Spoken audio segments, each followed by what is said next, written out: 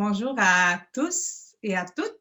Bienvenue à notre premier midi webinaire du CQSS de l'année 2021. Je m'appelle Catherine Blanchard-Goujon. Je suis coordonnatrice au Centre interuniversitaire québécois de statistique sociale. Nous sommes vraiment heureux aujourd'hui de recevoir Francis Verguns, qui est postdoctorant à l'Université de Montréal et qui est aussi chercheur au Centre de recherche du CHU Sainte-Justine, qui va venir nous entretenir à propos des comportements perturbateurs durant l'enfance, prédicateurs potentiels de notre capacité à être en couple à l'âge adulte.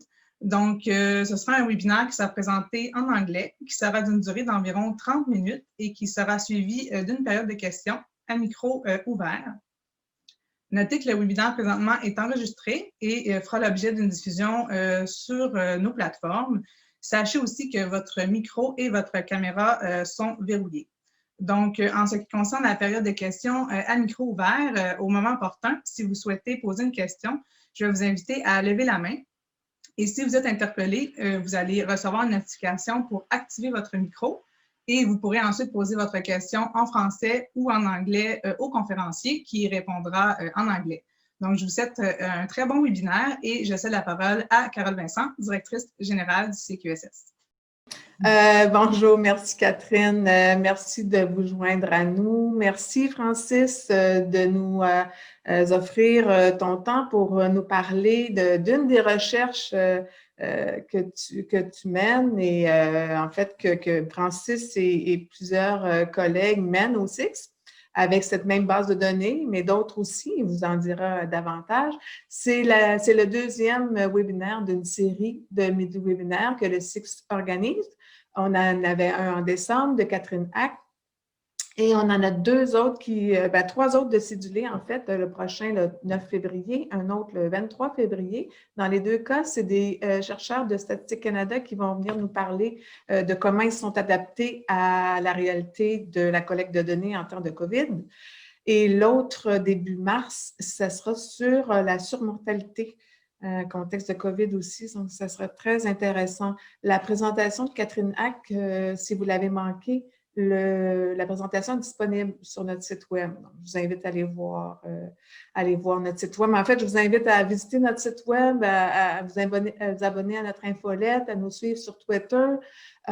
Ceux qui connaissent moins le SIX, les personnes qui connaissent moins le SIX, je dirais simplement que c'est un réseau de laboratoires situés en milieu universitaire, sur 5 campus universitaires.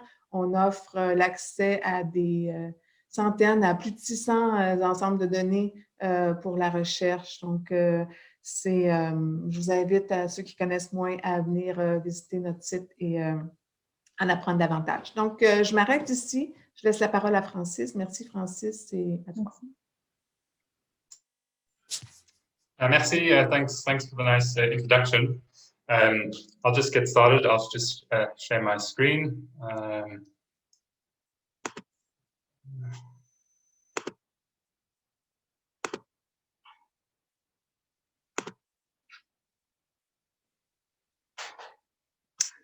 OK. Est-ce que ça marche? Oui. OK, parfait. Okay, thanks very much for the nice introduction. I'm a postdoctoral researcher at University of Montreal and Sainte-Justine. So I'm going to talk about this recent research that I've done with my colleagues linking childhood behavior to adult life partnering outcomes. Partnering behavior is powerfully determined by biological, psychosocial, and cultural pressures. And most people will partner at some point during their lives. Partnership provides an important source of emotional, social, and practical support, and has also been linked with better health and well-being outcomes in the long term. So longitudinal studies consistently show that people who are married or cohabiting typically have better health and well-being and live longer lives than people who are unmarried or separated or divorced. Some debate about whether this is causal, and I'll talk more about this in the discussion, but there's also evidence suggesting that it is at least partially causal. Given this background, there's considerable interest in what factors might predict partnering success, areas of research and social psychology have particularly advanced this, finding that personality characteristics such as emotional stability, conscientiousness, as well as other traits like warmth, trust, are important predictors of not just relationship quality, but also relationship longevity. So the question we were interested in is, well, are childhood behaviors in population-based samples associated with a pattern of partnering in adulthood? And this builds out of research that's been conducted in the psychiatric literature that shows that childhood behavioral problems within certain diagnostic categories like attention deficit hyperactivity disorder are associated with adverse outcomes. So behavioral problems broadly in the psychiatric literature are characterized as being either internalizing, describing traits or symptoms or behaviors like anxiety or depression, or externalizing or disruptive behaviors such as hyperactivity, inattention, aggression, and opposition. These behaviors are highly prevalent in population-based samples. So, for example, ADHD has a population prevalence rate of between 3 and 8%, depending on the estimates. And conduct disorder and opposition and hyperactivity frequently co-occur. So children who exhibit one of these disorders often exhibit features of other disorders. Disruptive behaviors in particular have large costs to individuals and society. Children who have ADHD or conduct problems are more likely to fail to graduate high school. They're more likely to be unemployed. They typically have worse health outcomes. They're more likely to receive criminal convictions, to be in receipt of welfare as adults, and to have a number of other long-term adverse health and well-being effects. Within the psychiatric literature, there's a small number of studies that have linked psychiatric diagnoses like ADHD in childhood to adult partnering behaviors and patterns. This work broadly shows that kids who exhibit these problems are more likely as adults to have partnering difficulties, including higher rates of conflict, inter-partner violence, lower relationship satisfaction, and also to have more tumultuous and more disruptive relationships, reduced longevity. So the questions we were interested in is, given this background of within the psychiatric literature, would it be possible to detect associations between behaviors that commonly occur in children in population-based samples and distinct patterns of partnering in adult life? And we focused on the early adult period, which is from age 18 to 35 when we had data available, which is also the period of rapid partnership formation in adult life. We tried to address 3 questions. The first was simply to describe the patterns of partnering from age 18 to 35 years. Using statistical procedures that identify latent patterns or groups of individuals who follow similar patterns of partnering across time. The next step was to examine whether behaviors in childhood were associated or predictive of these adult life partnering patterns. And as a sort of secondary analysis, we were also interested in whether these distinct patterns of partnering were associated with specific economic circumstances. So does following a certain partnering pattern predict also, or is it associated with certain more or less favorable economic circumstances? Okay, just to give you a bit of background, this is a very well studied, well characterized sample from Quebec. It's a population-based birth cohort of just over 3,000 children. The samples comprise of about 2,000 kids who represent a population, are representative of the population in Quebec, as well as an additional 1,000 children who scored in the above the 80th percentile for disruptive behaviors at the end of kindergarten. These kids were included to increase statistical power in studies of behavioral problems. The outcomes were obtained from tax return data in collaboration with Statistics Canada, and included information on partnership, as well as earnings and welfare receipt. As you probably know, in Canada, people who are married or cohabiting for more than a year are required by law to report that partnership status. And in a moment, I'll give you some more detail about the government specifications, or how the government conceptualizes that relationship. And so we had data from age 18 each year to 35 that described whether they were either married or cohabiting, or a single, separated, or divorced in that given year, as well as their earnings and welfare received. Our behaviors were collected at age 10 to 12 years based on teacher assessments. They included inattention, hyperactivity, opposition, aggression, anxiety, prosociality. We combined opposition and aggression because they are highly correlated typically, and it created issues of multicollinearity within our statistical model. I'll describe in a little bit more detail what the sub-items within each of those behaviors include, and that'll give you a better sense of the kinds of things we were trying to measure with behaviors. We also controlled for a number of background factors, so specifically family adversity. So there's sociological research that shows that kids from more disadvantaged backgrounds are more likely to partner early, and so we adjusted for that in our models. We also adjusted for sex because there is evidence that males tend to partner later than females. Additionally, we examined sex as a moderator in the model to see whether being male or female moderated the effect of a particular behavior on partnering patterns in adulthood. And then the analyses we used were group-based trajectory modeling initially to describe to create our patterns of partnering in adulthood, and then we used some linear regression models to link the behaviors to those trajectories. I'll talk a little bit more in detail about that, just to flesh it out a bit so people have a better sense of what that involved.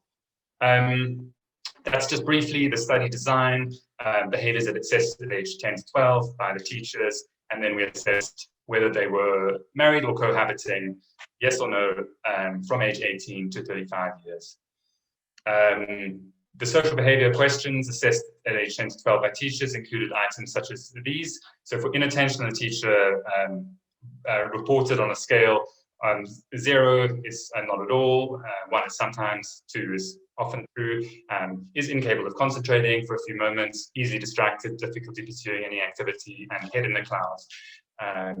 And then we also included a measure of pro-social behaviors because we thought that quite plausibly children who are more pro-social, who are kind and helpful and considerate, could conceivably have more successful partnering, be more likely to be partnered in adulthood, and we wanted to test that hypothesis.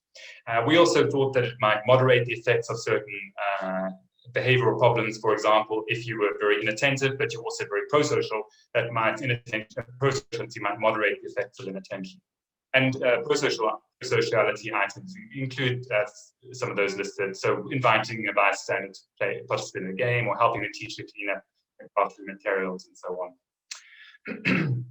This instrument has been extensively used and is well validated and has good psychometric properties. So in terms of assessing conjugal relationships, this is from the Government of Canada website, just to give you a sense of the kinds of how relationship or partnership would be conceptualized or should be conceptualized within the framework of tax reporting. I won't read it out. I think you'll have got through it by the time I've done that.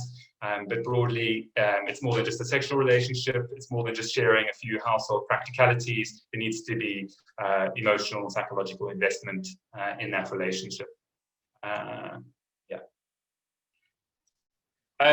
So the statistical method that we use to describe the patterns of partnering is called group-based trajectory modeling. It helps to identify clusters of individuals following similar developmental pathways across time.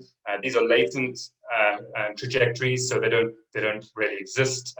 They're based on tendencies, and so so it was modeled as a binary function. So they either were partnered or they weren't partnered, and that gives you a probability of being in a given trajectory over time. So if you're mostly partnered, then there's a high probability of being in that trajectory, and you will be in a different trajectory to someone, say, who is only partnered once or twice from age 18 to 35. And the model selection is based on both empirical and theoretical considerations. So empirical being the constraints of the data, what you actually have in that sample, and theoretical considerations being what you know about partnership and patterns. And do the results actually plausibly reflect what patterns we see emerging from the empirical data?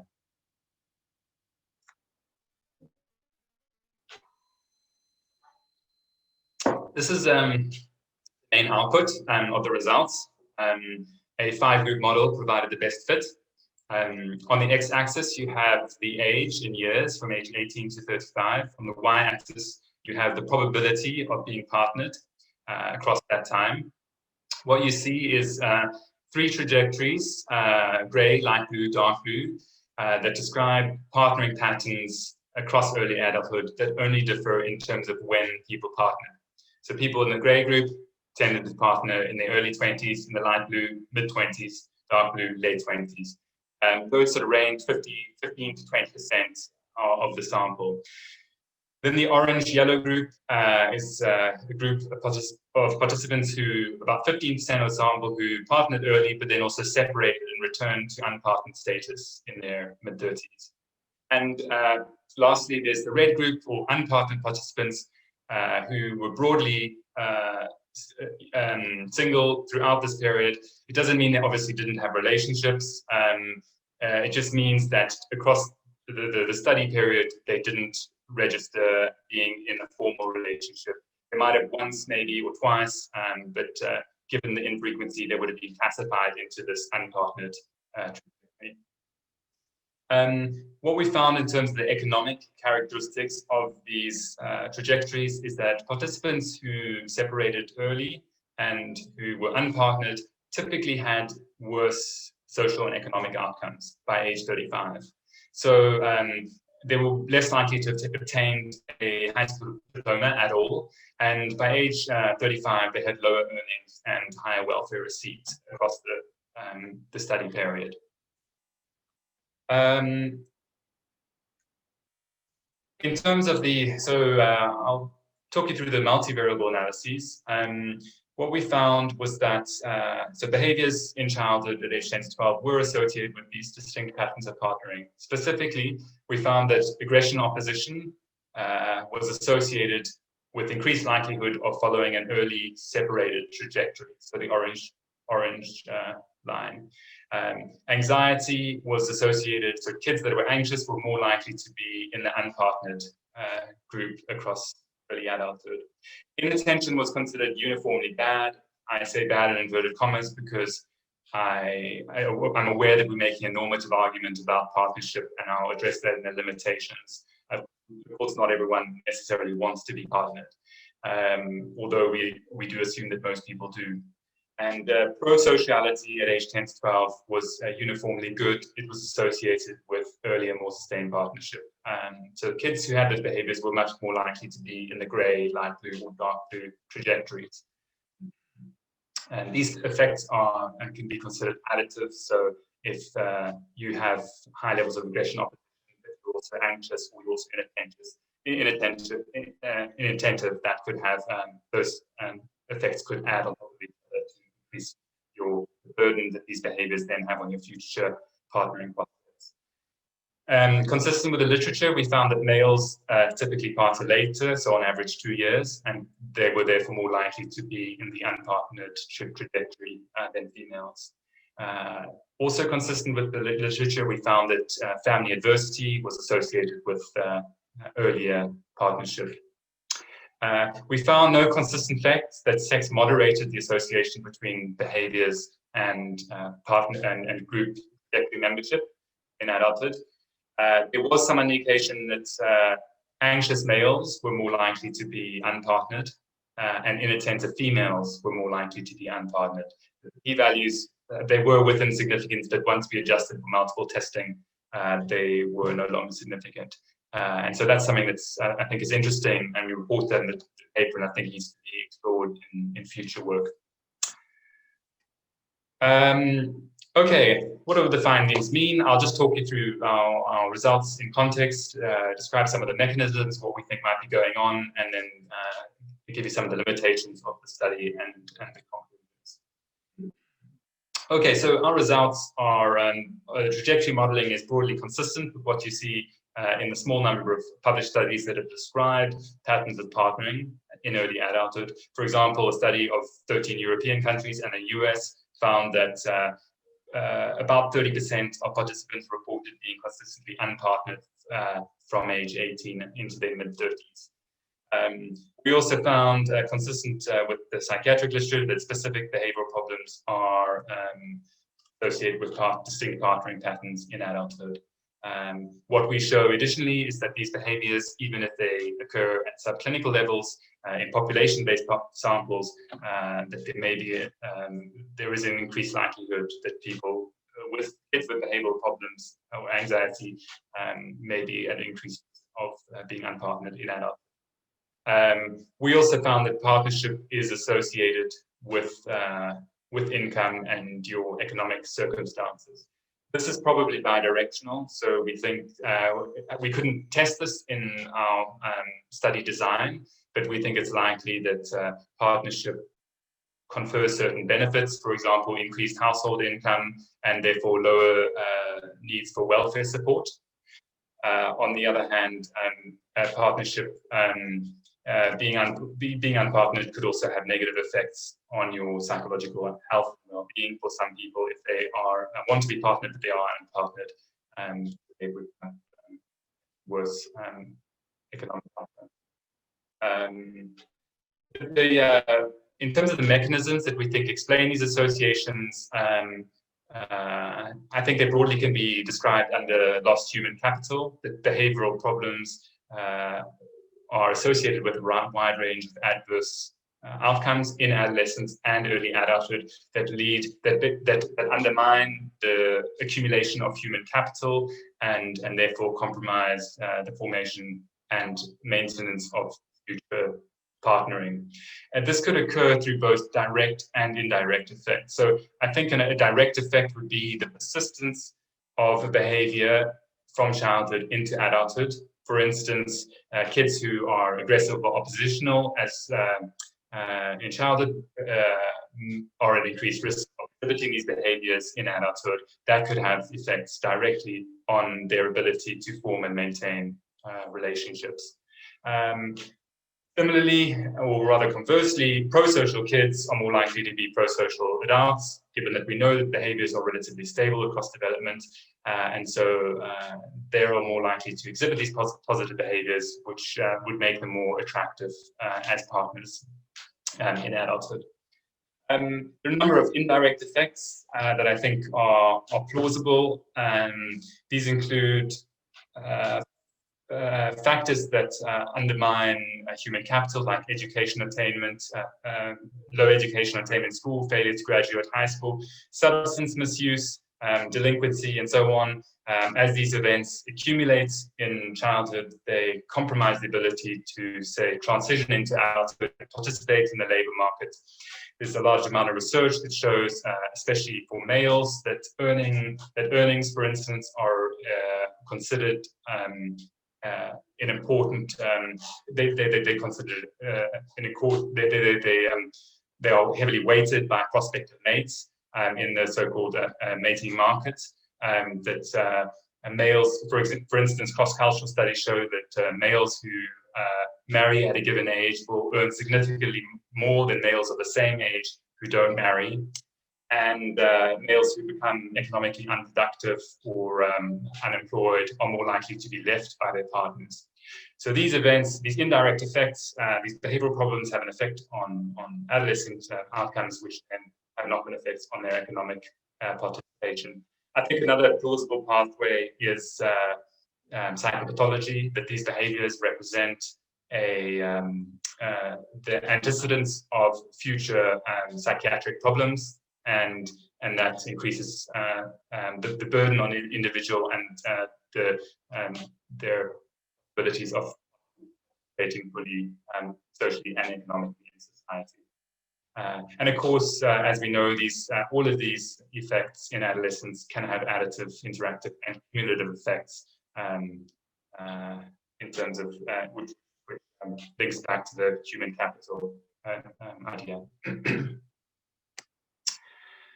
Okay, so I mean, again, this is something we say we talk about every association or observational study. This is an association.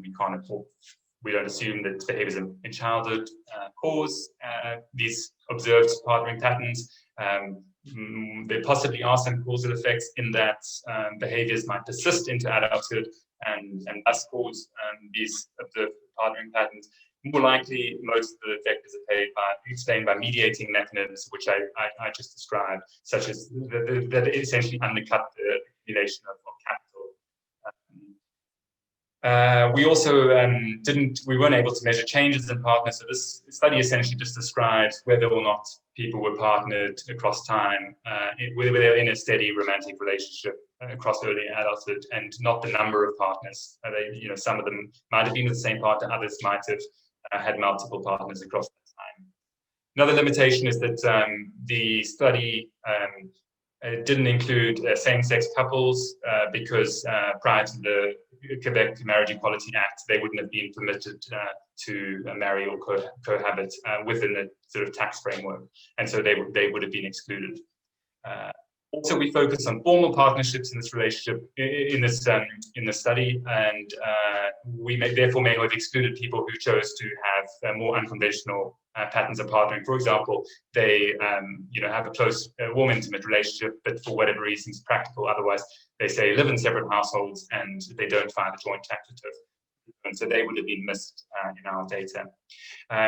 As I said earlier, it's important, I think, to point out that the study not be read as a normative argument for partnership.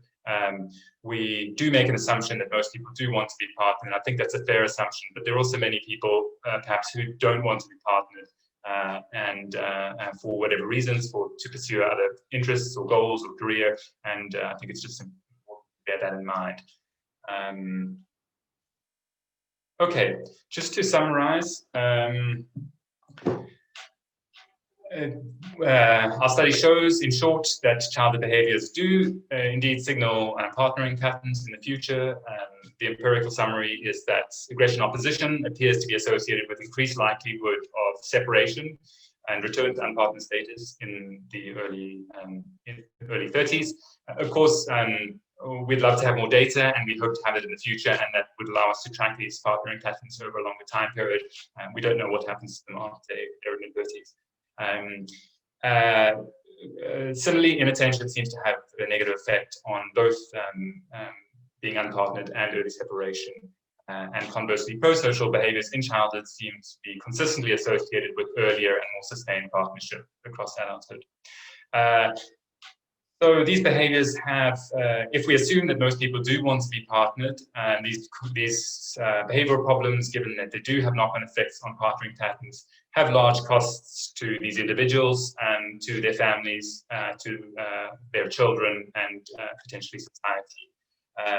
They potentially lose the social and economic and practical support that they would from a partnership, and that is associated potentially with less wealth and poorer health. As I said in the introduction, the link between partnership or marriage and cohabitation and long-term health outcomes is extensively documented in the literature. Whether this is causal is still somewhat disputed, or there is some empirical support for the idea that being in a steady partnership does confer health and well-being benefits because of the social, emotional, and practical support. So I think empirically and theoretically, there's good grounds to believe that the effect of partnership on health is at least partially causal. And that means that it's important to allow people the opportunity, give them the opportunity to participate in partnership, and that means addressing the early childhood behavioral problems. Specifically, we need early monitoring and support for these kids.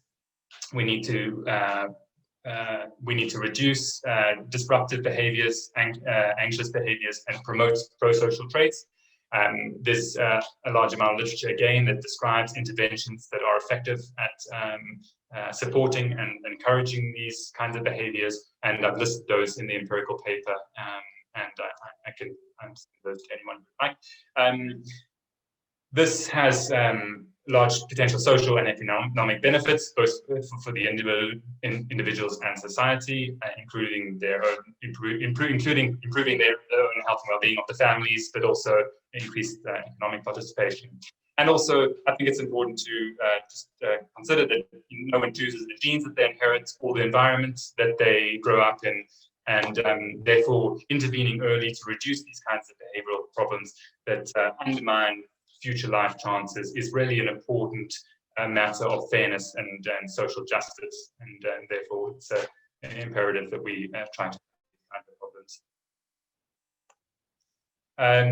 Just want to thank my colleagues, my many wonderful and excellent collaborators at Saint Augustine and UDM and elsewhere, the group and the CIHR and FRQS for funding, generously funding this research, and Statistics Canada and QCISS for hosting this. And that's it. Thank you. Merci Francis pour cette vraiment intéressante présentation. Donc, on est rendu à la période des questions. Donc, j'invite ceux qui souhaitent poser une question à lever la main, en fait, et quand vous serez interpellé, je pourrai ouvrir le micro et vous pourrez poser votre question en français ou en anglais. Donc, voilà. Donc, je pensais avoir vu quelqu'un qui avait levé la main. Puis là,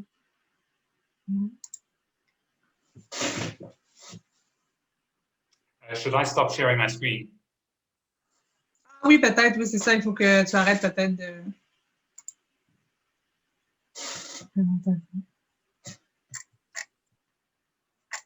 OK, alors, allons-y. Alors, on a une question de Frédéric Gay.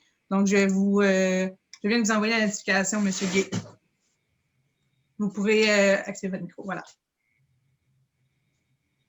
Francis, could you tell me a little bit about the possibility that these children will experience love, the fundamental aspect of relationship and partnership? So, do you have any insight about that? No, I wish. I mean, I wish we had that level of detail. It'd be fantastic. Of course, in these longitudinal studies, we're very constrained by the kind of data that we have. Mm-hmm. And of course, I mean, I could have listed that as a limitation and perhaps should have. But yeah, it's possible that most of these people were living in complex relationships and there was no joy. I think there are other things being equal. We live in relatively liberal times, and it's acceptable for people to marry, to separate or divorce without too much risk of social, sanction or reprisal. But I think that's a fair question. Okay, thank you. Merci.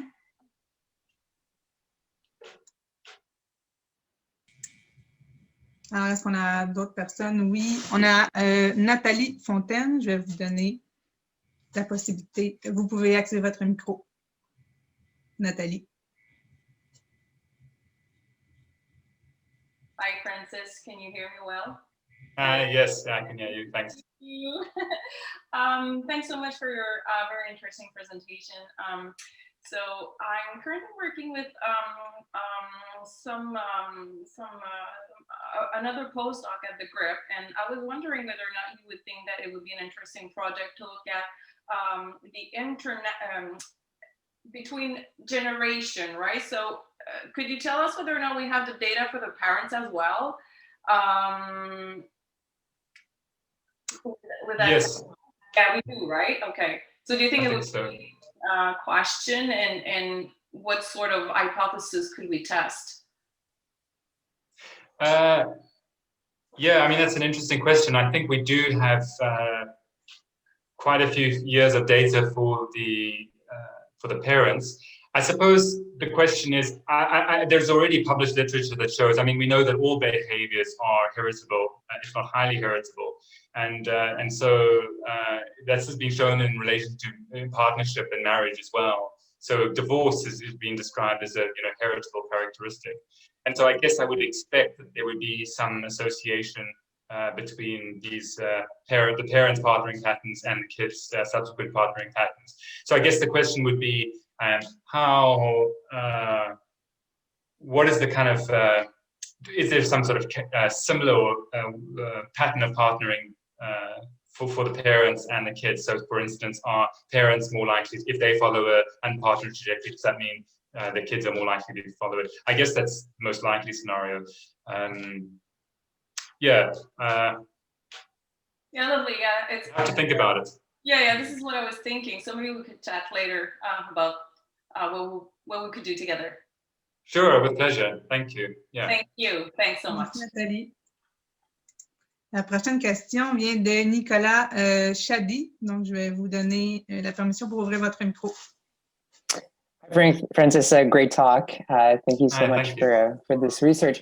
In your conclusion, you point to sort of early intervention, and you also point to several different risk factors that are quite broad. I was just wondering, from your perspective, what does on ne vous entend plus, Nicolas. Am I back? Oui. Yeah. Okay, Yeah. sorry. It said that the host muted me. Sorry.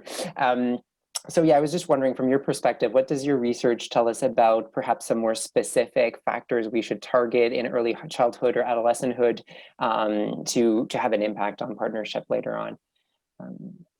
Or is it better to think of something that's more comprehensive, an intervention that would also have, impacts on all sorts of other adult outcomes? Just curious to hear your thoughts about that.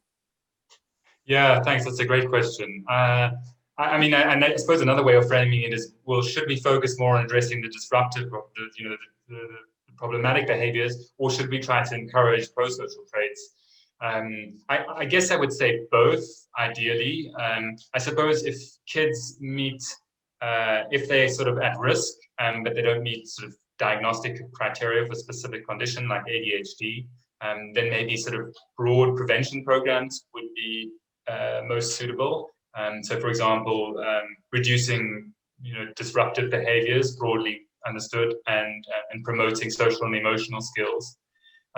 If there's a clinician around who wants to chip in and comment on this, that would be great. But that would be my sense. Yeah. Merci, Nicolas. J'ai une prochaine question. Désolée, j'ai juste le surnom. C'est Mi-Bois. Alors, je vous donne la permission de parler. Vous pouvez ouvrir votre micro.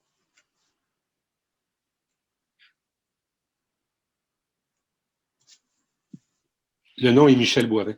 Michel Boivin, désolé. Ah, voilà, j'avais juste le surnom. Désolé. Avoir des idiomes. Félicitations à Francis pour cette excellente présentation. J'ai noté que vous aviez mesuré ou pris en compte l'adversité précoce comme étant un facteur. Ça prédit, mais ça ne prédit pas énormément lorsqu'on compare, ou du moins de façon assez spécifique lorsqu'on compare aux caractéristiques personnelles des individus, c'est-à-dire leur comportement. Alors, comment vous interprétez ça, l'idée que, ou le fait que cette adversité précoce, vous n'avez pas détaillé de quelle façon vous l'aviez mesurée, mais que cette adversité précoce n'est pas de prédiction spécifique? Yeah, thanks. That's an interesting question.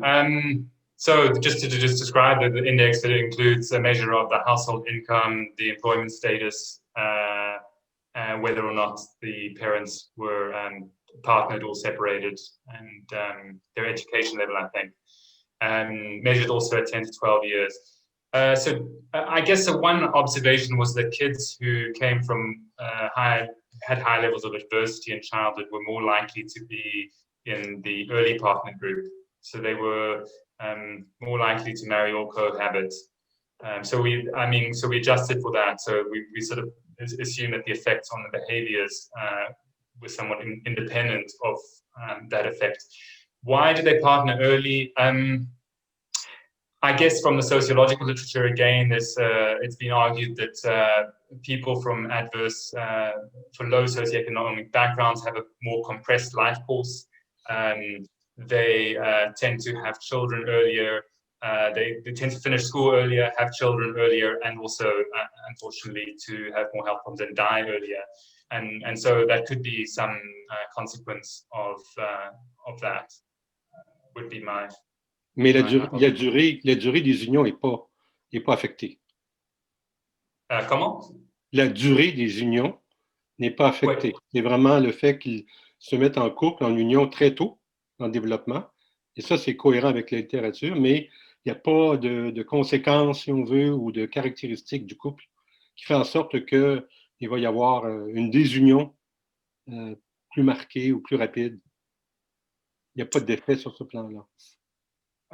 Yeah, I don't think so. Yeah, at least when I did the analyses, nothing struck me as unusual other than the observation that they tended to partner early. But I will have another look and I'll let you know. C'est peut-être parce que les caractéristiques personnelles qui sont souvent associées à ça sont prises en compte dans l'analyse. Donc, les problèmes de comportement sont déjà pris en compte et c'est eux qui vont chercher cette partie de l'explication quant à la trajectoire du couple. Alors que l'adversité comme telle prise en soi n'est pas nécessairement prédictive. C'est ce que ça semble révéler en tout cas. Mais merci. Okay. Merci. Yeah, thanks for the comment. Merci, ben, c'était le temps que nous avions pour les questions. Donc, ben, je te remercie, Francis, pour ta présentation qui était vraiment intéressante et qui va être sous peu, en fait, sur nos réseaux, donc site web, Twitter, suivez notre chaîne YouTube. Puis, je vous invite aussi à vous inscrire à notre prochain webinaire le 9 février prochain. Ça va être avec Martin Renaud de Statistique Canada qui va venir nous parler de l'approche participative de Statistique Canada en temps de pandémie de la COVID-19. Donc, voilà. Merci encore, Francis. Thanks for having me. C'est plaisir. Merci à tous. À bientôt.